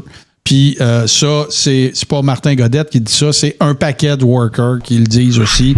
Quand tu allais travailler avec les Road Warriors, tu faisais de l'argent, mais c'était pas une soirée de congé. Ben non, c'était stiff. C'est là. ça. Fait que merci Yasumi pour le follow. Fait que c'est ça. Mais j'enlève absolument rien aux Road Warriors. C'était du monde qui mettait des fessiers aux 18 pouces, la musique, le look. Le gérant faisait Paul Ellering, toute la patente, c'était parfait, mais ça fait pas mon top 5 à moi, mais ça veut pas dire que ça ne doit pas faire partie de votre top 5. J'ai vu plein de monde qui les ont mis. Moi, là, je vais vous simplifier l'affaire. C'est pas des mentions honorables. Je parlerai pas de chaque. Moi, les 5 autres équipes qu'il y avait dans mon top 10 pour en arriver à un top 5, là, c'est Rock'n'Roll Express, les Rockers, parce que je pense qu'ils ont inventé le style aérien moderne, là, c'est beaucoup les Rockers. Les Road Warriors, FTR, puis les Midnight Express. Les Midnight Express, on n'en parle pas assez, puis c'est pas parce que c'est Cornette. C'est une équipe qui remplissait... Tu mettais Midnight Express contre Rock'n'Roll Express dans les années 80, l'aréna débordait, là. C'était sûr, là. Parce que c'était les rock... Tu sais, les Rock'n'Roll Express, c'était la force... Puis Midnight Express, c'était le côté obscur, mais c'était la même équipe. T'sais, mais c'était juste parfait. Ouais. C'était pile ou face. C'était parfait. Puis il y a une équipe féminine que je veux faire une réelle mention honorable, parce que moi, je me rappelle que dans les années 80, je capotais. Ils n'ont pas été là longtemps. C'est les Jumping Bomb Angels. Ces deux dames japonaises qui faisaient des moves que j'avais même pas vu des gars faire par équipe, des moves aériens, là. Des genres imagine-toi 2 Io Sky dans la même équipe en 88. C'était hallucinant. Il était absolument magistral à regarder. Ils venaient de New Japan. Ils n'ont pas été longtemps à WWE. Puis après ça, ben, ils s'en sont retournés parce qu'évidemment, On n'était pas à la même époque non plus. Ils sont venus faire un programme, dans le fond. Ils ont peut-être été là 1 an et quelques pouces, mais Tabouai qui était spectaculaire. Mais c'est une affaire, ça, qui manque vraiment à la lutte, moi, je trouve. Tu sais, des vraies équipes qui sont là longtemps ensemble. Tu sais, moi, là, je vais parler, mettons, les Killer Bees, ils étaient là, puis ils ont été là excessivement longtemps. Strike Force, tu sais, la division par équipe à l'époque voulait dire quelque chose. Iron Sheik, Nikolai Volkov, tu sais.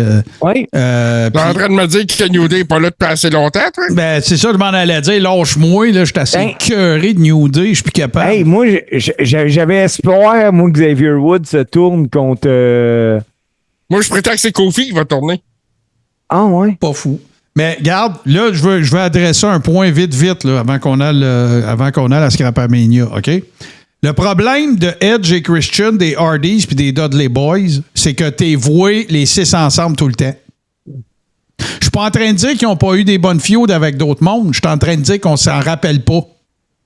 On se rappelle plus du programme des ladder matchs, TLC, puis toutes ces affaires-là. Fait que ça veut pas dire que je considère pas que c'est des bonnes équipes. Ce sont d'excellentes équipes. Les Hardy Boys, leur histoire a été écœurante. Tu sais, ils faisaient de la couture pour faire le linge eux autres mêmes, puis il y avait une fédération de lutte de trampoline, puis ils ont abouti, ça va être des Hall of Famers, c'est sûr. Edge et Christian, histoire fantastique, 2 chums du même coin, tout le kit, qui leur rêve, c'est de faire ça, puis ils gagnent à Mania, les ceintures sur l'échafaudage puis tout. Puis les Dudley Boys, ils sont cool as fuck. Mais le problème que je trouve, c'est ils sont soudés ensemble. Tu sais, ils sont difficiles à dessouder, là. Fait que, mais ça n'enlève absolument rien à leur contribution au monde de la lutte et leur histoire est vraiment débile. Je sais pas si vous êtes d'accord avec moi, mais tu sais, on est 3. Puis il y a juste une personne qui en a mis quelques-uns dans son top 5. Tu sais. J'ai mis les Dudleys. C'est ça. Puis mais ils font le top 10 d'à peu près tout le monde. Tu sais, je veux dire, tu peux pas dire les Hardy Boys, c'est pas du Hall of Fame. Tu peux pas dire Edge puis Christian, puis tu peux pas dire les Dudley Boys. À preuve, ils le sont. Tu sais, fait que... Ouais. Mais excellent, j'adore ça. On fait pas assez de top 5. Il faudrait qu'on en fasse plus. Moi, j'ai une suggestion de top 5 à faire, si vous voulez bien, pour la semaine prochaine. OK? Ça va être compliqué, puis on va avoir les mêmes. OK? Fait qu'il va falloir qu'on se parle avant, parce que je vais aller chercher des vidéos. OK? Top 5 des plus beaux dropkicks. Oh! OK. Écoute, la liste est très courte, hein? Ben, tu vas faire le saut. Tu vas faire le saut parce qu'il y en a plus que tu penses. Moi, j'en ai déjà 3 faciles. Là. Facile. Là. Puis, tu sais, on peut mettre NXT là-dedans. Je dis juste ça de même. OK. Oui. Excellent. Fait que, êtes-vous prêts, tout le monde? Parce que là, ben tiens, on va aller aux 2 tunes tout de suite, puis on va revenir avec Scrapamania puis le close. Les 2 tunes, ben ce sont mes choix. Et ben écoute, on s'apprête à aller du côté de Scrapamania et on vous a, il y a déjà, j'en doute pas, Boston Pat. On s'apprête à se diriger vers un Scrapamania qui va parler de Donald Trump. Fait qu'on va y aller avec le thème de Donald Trump quand il était à la WWE et ça s'intitule, faites pas le saut, ça s'intitule Money, Money, Money. Et on va suivre ça avec une autre personne de qui on parle beaucoup ces temps-ci. Et c'est la toune de Shane McMahon qui, elle, s'intitule Here Comes the Money. Alors, il y a une petite thématique ici. Il y a une grosse thématique. Fait qu'on va passer au cash. On écoute les 2 tunes puis on revient avec ce segment mythique, n'est-ce pas, qui est Scrapamania. Tout de suite après ceci. Money, money, money, money, money.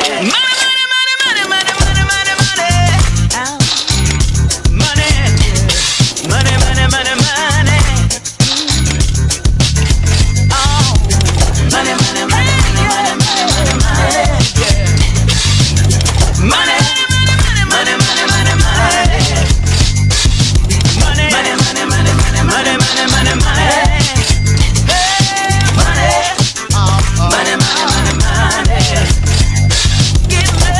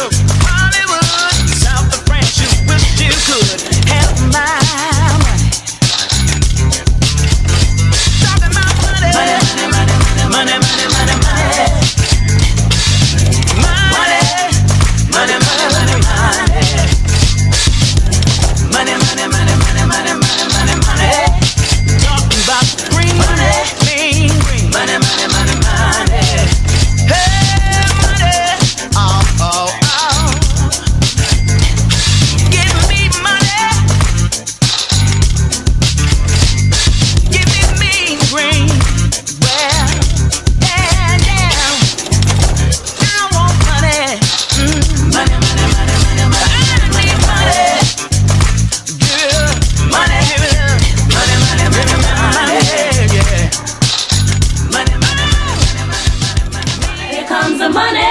Here we go. Money talk. Here comes the money. Money, money, money, money. Dollar, dollar. Dollar, dollar. Ching, ching, bling, bling, cut the chatter. You ain't talking money, then you're talking no matter.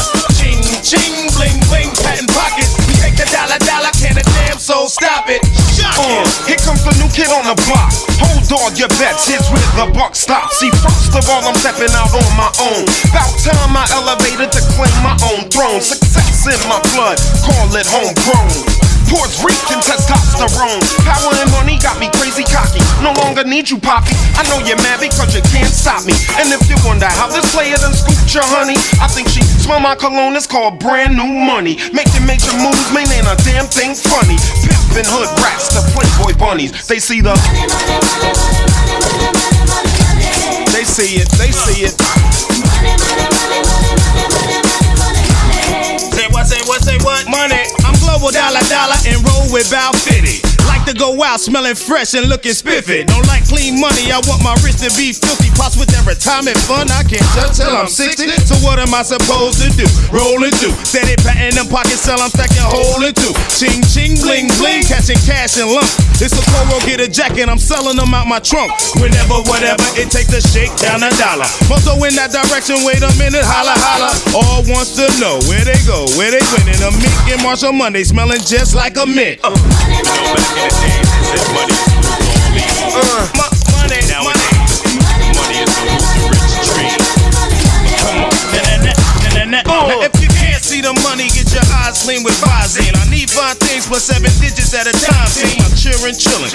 The best never works. See, we never get the pebbles, they got the rocks first. Bank vaults, I'm locking. Ching, ching, we're mocking. I'm rocking. My family Christmas stockings are shocking. Fine women, any weather. Naughty denim and leather. Call it trickin', whatever, son, it get better.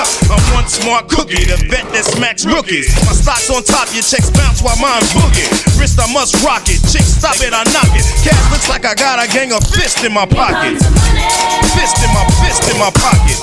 Fist in my pockets. Here comes the money. Money, money, money, money, money, money, money, money.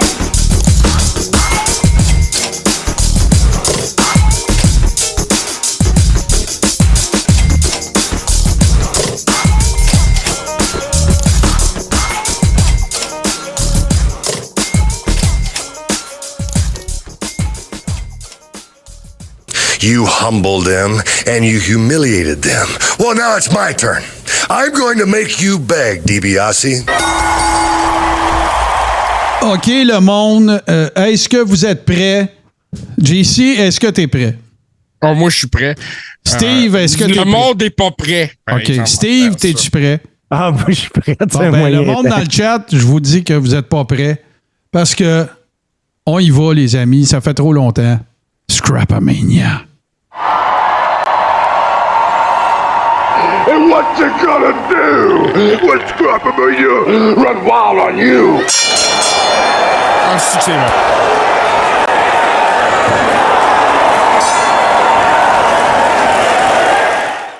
Alors, vous le savez, c'est JC qui est le spécialiste en scrap bien sûr, du Carré-Rond. Et pour ce faire, c'est même pas à la demande de qui que ce soit. C'est JC qui nous est arrivé avec ça. Puis il a dit, je vous prépare ça, les boys. Un Scrapamania Donald Trump. Et faut le dire, là, je l'ai dit, mais je le répète, Donald Trump est un Hall of Famer de la WWE. Donc, il se qualifie pour faire les frais de la chronique WrestleMania, ta gueule, Scrapamania. Et JC nous a trouvé les pires cochonneries. Et il y en a une, entre autres, que j'apprécie particulièrement. Je suis sûr que tu sais à laquelle je fais référence, mais c'est pas la première. Et là, on s'en va. Et j'ai, si vous me permettez, j'ai invité une personnalité très connue du monde de la WWE dans ce montage photographique. Parce que, oui, j'ai invité Mathilda parce qu'on s'en va voir les cossins, les jouets à chiens. Alors, JC, comment les bébelles pour chiens. Écoute, tu sais, ton chien a besoin de tirer, de déchirer, de déchiqueter, de mordre. C'est marqué « Bite me ». Écoute, c'est parfait. Écoute, les cheveux en corde dressée, là, c'est... Ah, quelle horreur. Je veux ça. Où je pogne ça? J'en veux 2. Sur eBay. Tout ce qu'on va voir, c'est sur eBay. OK. Ah, c'est Ouais, toute beauté pour vrai. On s'écrit JC parce que ça me prend ça pour mes deux chiens. Ouais, puis en même temps, J'ai peur de les rendre malades, par exemple. c'est notre petit clin d'œil en même temps à Mathilda. Mathilda, d'ailleurs, l'histoire voudrait que Mathilda, dans sa vie, elle y a goûté parce que les British Bulldogs, c'était vraiment des ribbers assez intenses. Et il aurait fait il aurait causé des sévices à Damien, entre autres. Et ça a l'air que Jake the Snake s'est vengé sur Mathilda. Alors, il semblerait que ce soit déjà arrivé que Mathilda n'aurait pas passé un test antidrogue si elle en avait eu un. Alors, voilà. Pour la suite des choses, mon cher JC, écoute, c'est pas très, très lutte, mais il existe, comment je vais dire ça, des salières poivrières peut-être un peu plus alignées sur la merch de marde. Alors, voici, je te laisse commenter ça. Écoute, un beau petit kit de salière poivrière en porcelaine, Donald Trump avec son ami Kim Jong-un. On voit que Kim Jong tient un petit missile dans ses mains, tandis que Donald Trump a la vilaine télécommande avec le bouton rouge. Ouais.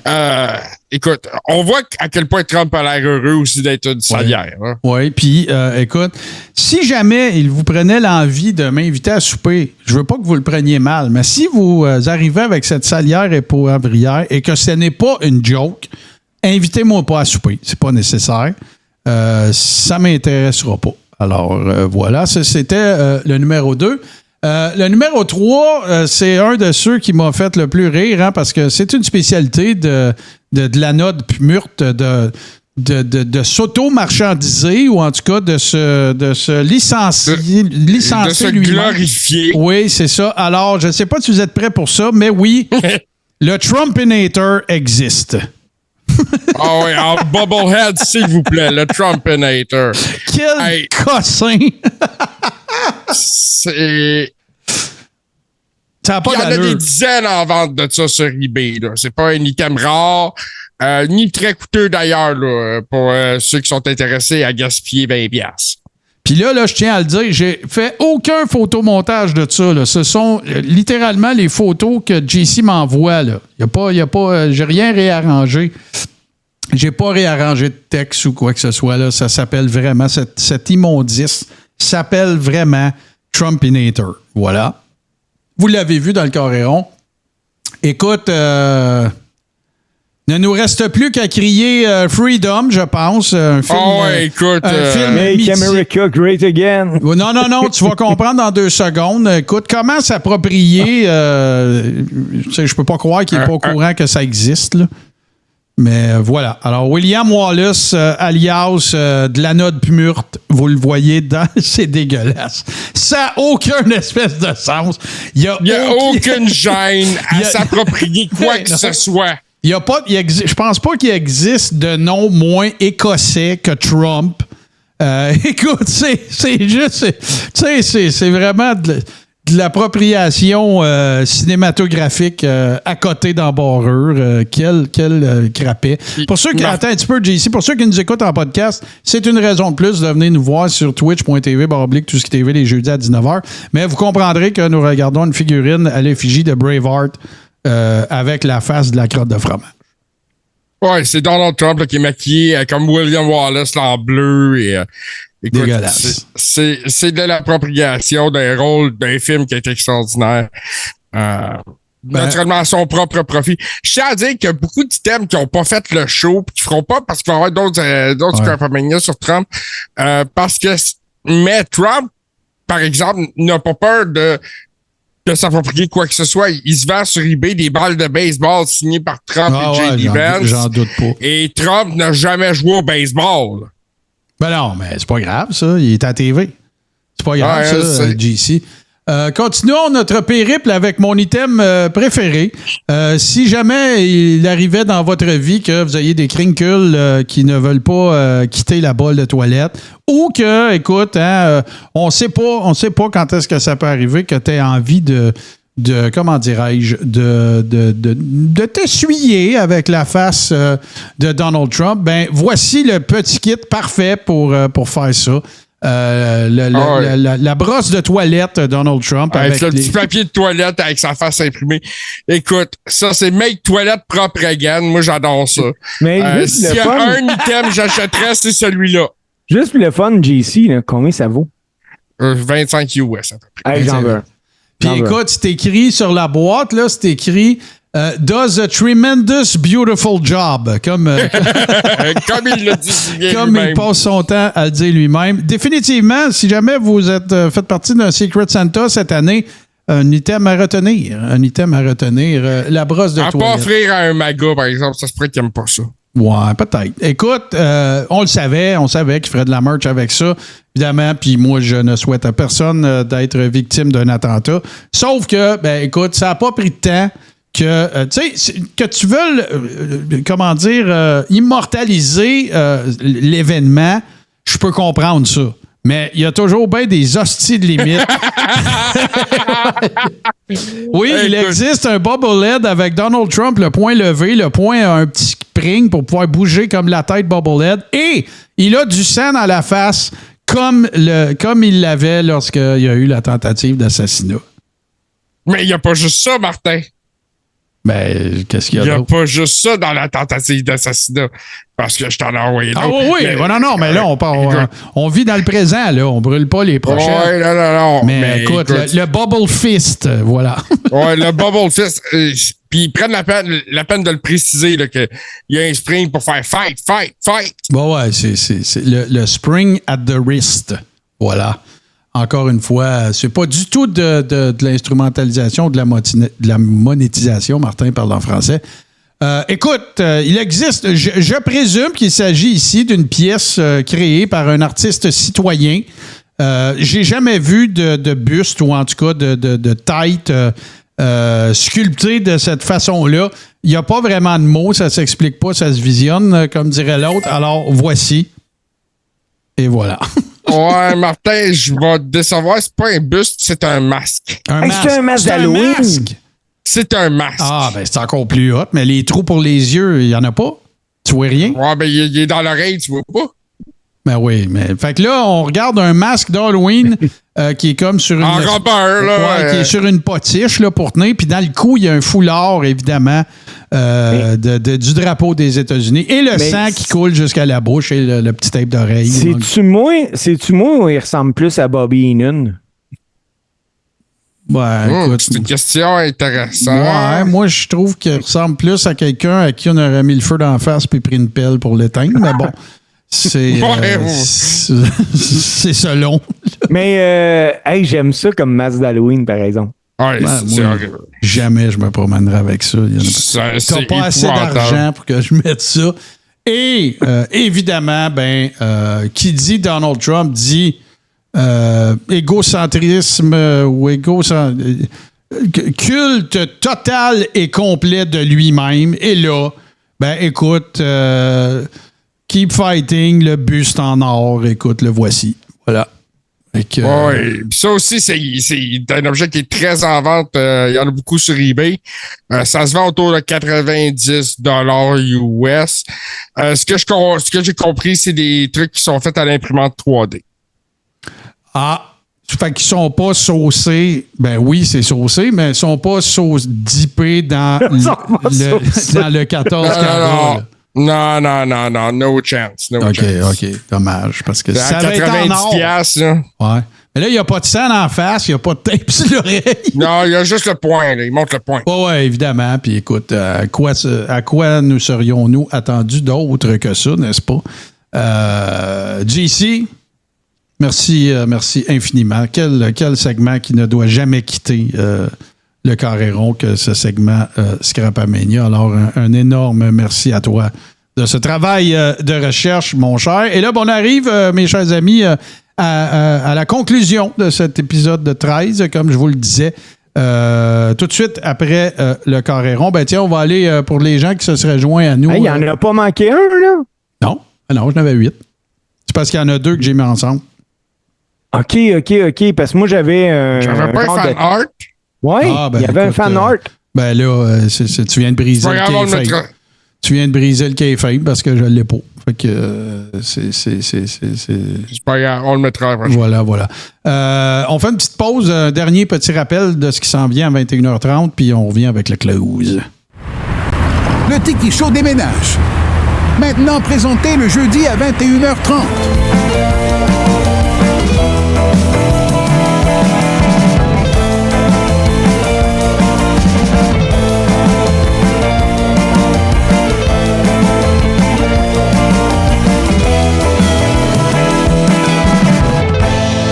Retrouvez-nous sur Touski TV.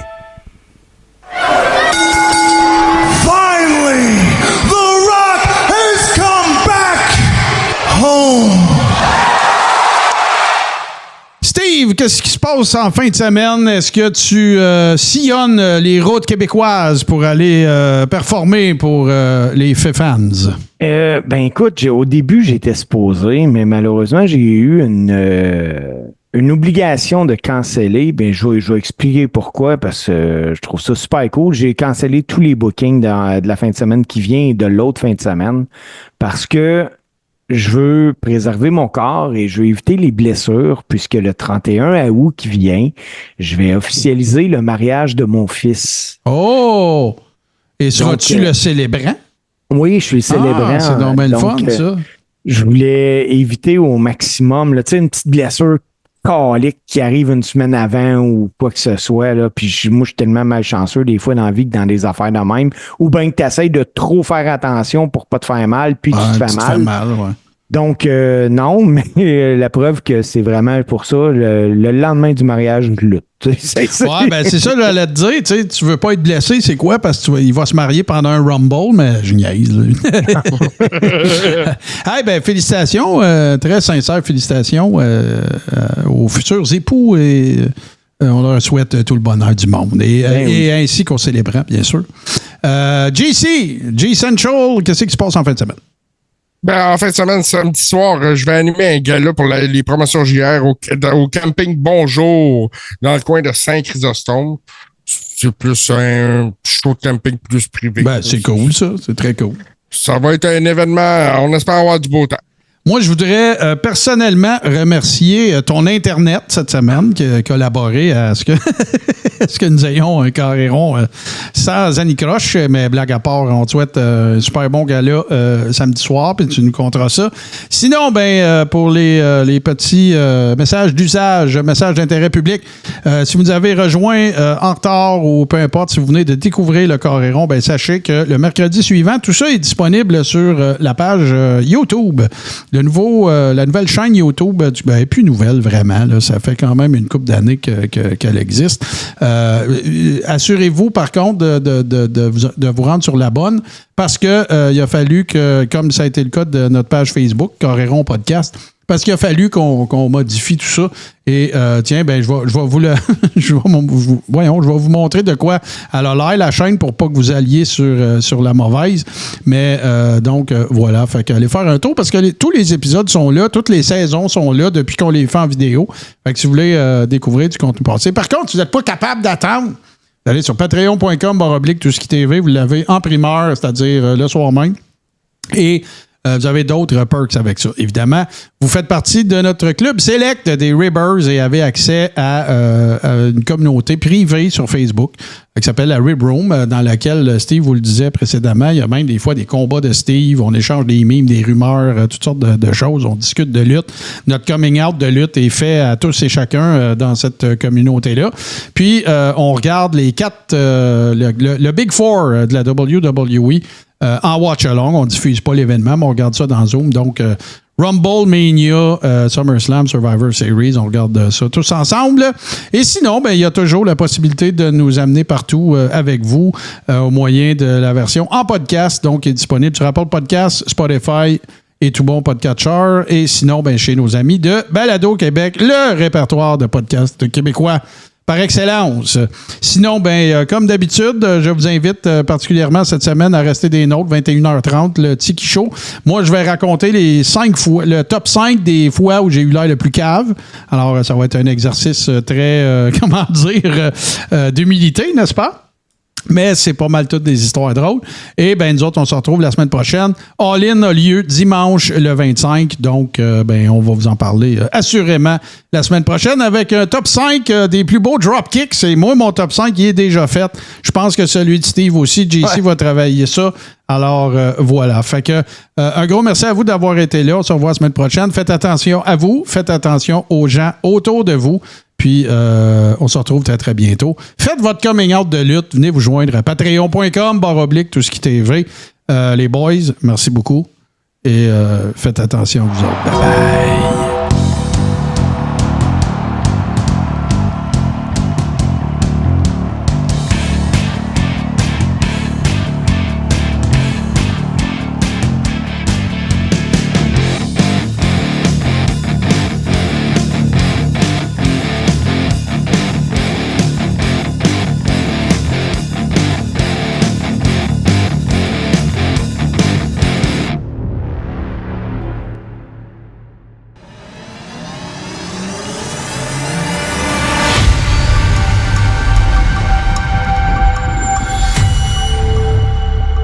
Tout ce qui est TV sur Twitch.